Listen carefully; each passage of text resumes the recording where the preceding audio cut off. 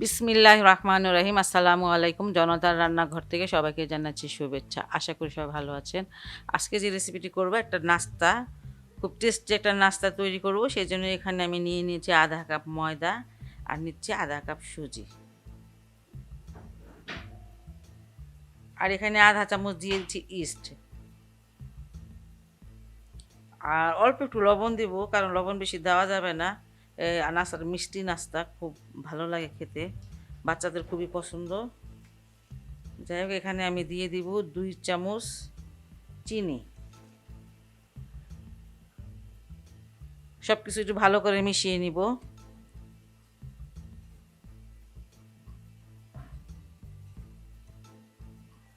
মিশিয়ে নিয়েছি, এখন পানি দিয়ে দেবো। এটা নর্মাল পানি, আর এই স্টাইপ নিতে অ্যাক্টিভ, এটা ঠান্ডা পানি দিয়েও এটা মানে অ্যাক্টিভ হয়ে যায়, কোনো সমস্যা হয় না, গরম পানি লাগে না। এখানে আমি 1 কাপ নিয়ে নিয়েছি পানি, আর 1 কাপ সুজি আর ময়দা নিয়েছি, এই জন্য 1 কাপ পানি নিয়েছি। পুরো পানিটাই দিয়ে দিলাম।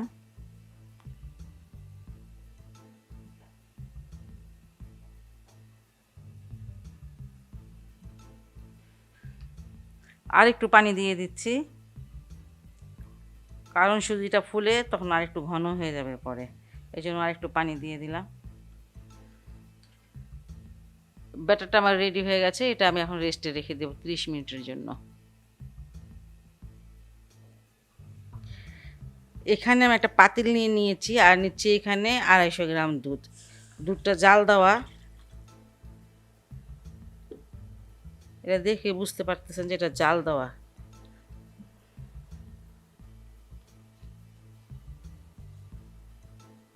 এখানে আমি 1 চামচ চিনি দিয়ে দিচ্ছি, আপনারা যদি বেশি খান মিষ্টি তাহলে একটু বেশি দিবেন।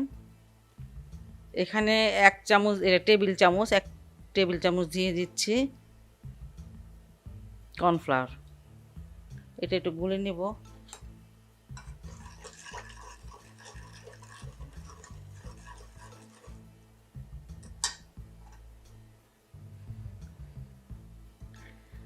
এখানে 1 চামচ কাস্টার্ড পাউডার দিয়ে দিচ্ছি।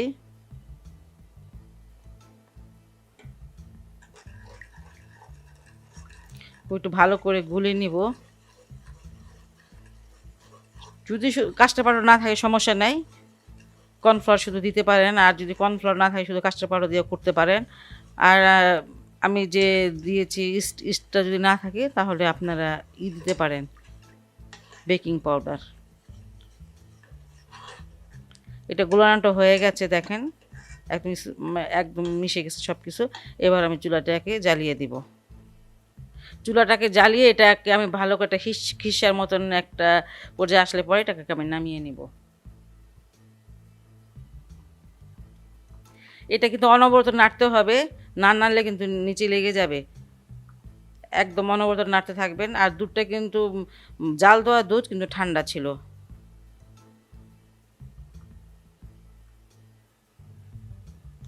যখন মানে এই দুধ এটা বলক এসে পড়বে তখন কিন্তু আঁচটা কমিয়ে দিবেন, খুব তাড়াতাড়ি ঘন হয়ে যায়।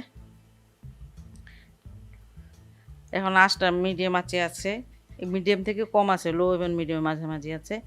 এই অবস্থায় এটাকে আমি মানে নাড়তেছি অনবরত। এটা কিন্তু আমার জাল দেওয়া হয়ে গেছে, দেখেন এমন একটা টেক্সচার আসবে, আর একদম স্মুথ এবং ক্রিমি দেখতে পাচ্ছেন। এটা কিন্তু না, যখন ঠান্ডা হবে এটা অনেক ঘন হয়ে যাবে।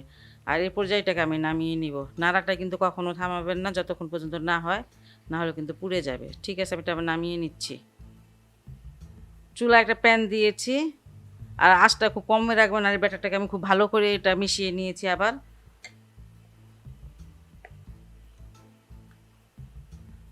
আর এখন আমি এটা দিয়ে দিচ্ছি। এখানে আমি একটা চামচ নিয়ে নিয়েছি, চামচটা যতটুকু আটে।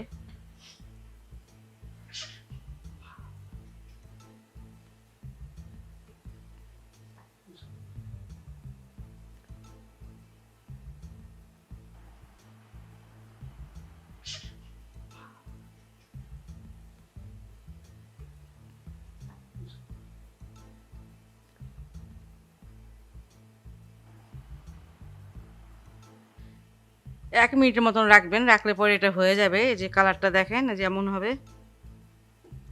এটা আমি নামিয়ে নিচ্ছি। আর বুঝতে পারবেন যে হয়ে গেছে, এটার কালারটা চেঞ্জ হয়ে যায়। সবগুলো ভাজা এটা আমার হয়ে গেল। এখন এটা পুরটা দিয়ে নিব। পুরটা দেখতে পাচ্ছেন যে কতটুকু ঘন হয়ে গেছে। পুরটা একটু লম্বাভাবে দিয়ে দিব।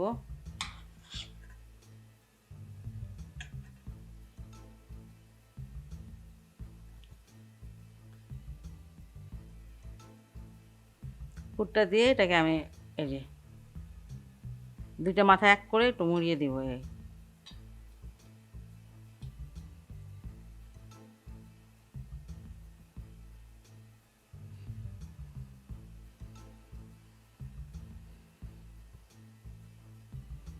আর মুখটা এরকম খোলা থাকবে।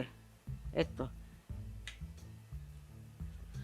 খুব সহজ একটি রেসিপি এবং খুব মজাদার, বাচ্চাদের খুবই পছন্দ হবে। আর যারা পিঠা খেতে পছন্দ করেন, এটা প্রায় পিঠার মতনই, এটা খেতে বেশ অনেক ভালো লাগে। আপনারা বাসায় অবশ্যই ট্রাই করবেন। আর যদি আমার রেসিপিটা আপনাদের ভালো লাগে তাহলে আমার চ্যানেলকে লাইক, কমেন্ট, সাবস্ক্রাইব করবেন। সবাই ভালো থাকুন, সুস্থ থাকুন, নিরাপদে থাকুন, এই দোয়া করি। আল্লাহ হাফেজ।